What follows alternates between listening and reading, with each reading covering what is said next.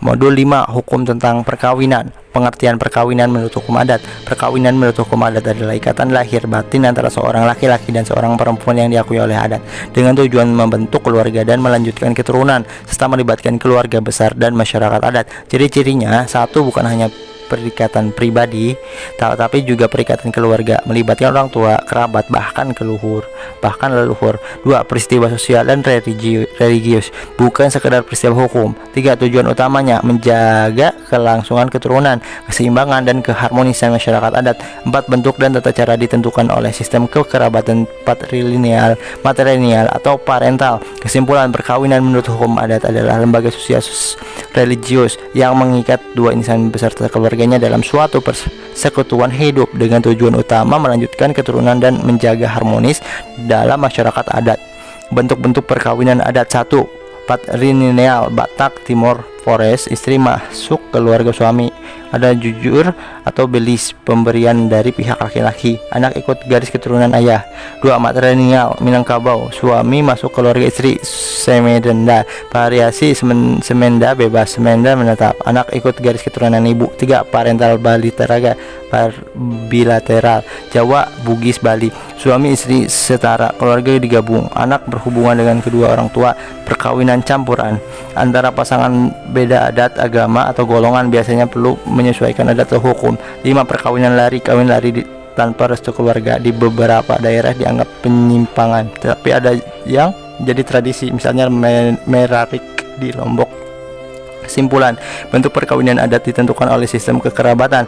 Patrilineal, ikatan ayah; matrilineal, ikatan ibu; parental, ikatan kedua orang tua. Selain itu ada perkawinan campuran dan perkawinan lari yang kedudukannya tergantung adat setempat. Cara perkawinan adat dilaksanakan. Perkawinan: 1, perkawinan dengan melamar atau meminang. Pihak keluarga laki-laki datang melamar perempuan, didahului musyawarah keluarga membawa tanda lamaran, sirih, emas, belis, mas kawin. Jika diterima, ditentukan hari pernikahan dengan upacara adat, umumnya pada masyarakat Jawa, Batak, Bugis, Bali dan lain-lain. 2, perkawinan tanpa melamar atau meminang, terjadi tanpa lamaran resmi dari pihak laki-laki. Bentuknya bisa kawin lari, merarik di Lombok, merangkat di Bali. Perjodohan adat di mana keluarga besar yang menentukan pasangan.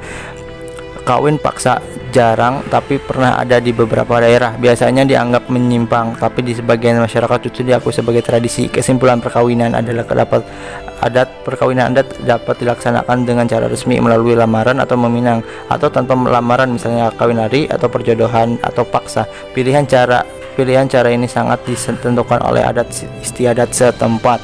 Sistem perkawinan adat: 1, sistem endogami, perkawinan dilakukan dalam lingkungan sendiri, suku, marga, kasta, agama. Tujuannya menjaga kemurnian keturunan dan adat. Contoh perkawinan dalam kasta di Bali, perkawinan antara sesama marga Batak tertentu.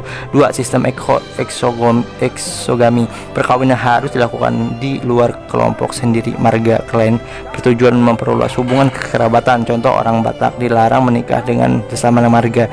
3, sistem elutsrogami, tidak ada batasan adat dalam memilih pasangan, bebas memilih asal-usul. Yang penting sesuai syarat hukum adat umum. Banyak dijumpai pada masyarakat parental bilateral, contoh Jawa, Bugis. Kesimpulan: sistem perkawinan adat dapat bersifat tertutup, endogami, terbuka dengan larangan dalam kelompok, eksogami, atau bebas, eterogami. Ketiganya mencerminkan cara masyarakat menjaga keturunan, hubungan sosial dan adat istiadat.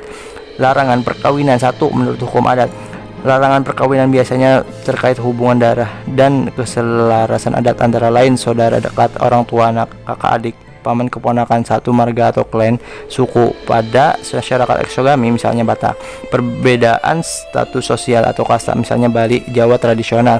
Larangan adat khusus, misalnya janda kakak tidak boleh dinikahi adik atau sebaliknya dalam masyarakat tertentu. 2, menurut hukum agama, larangan umumnya ditegaskan dalam kitab suci masing-masing agama. Islam dilarang menikah dengan mahram, saudara,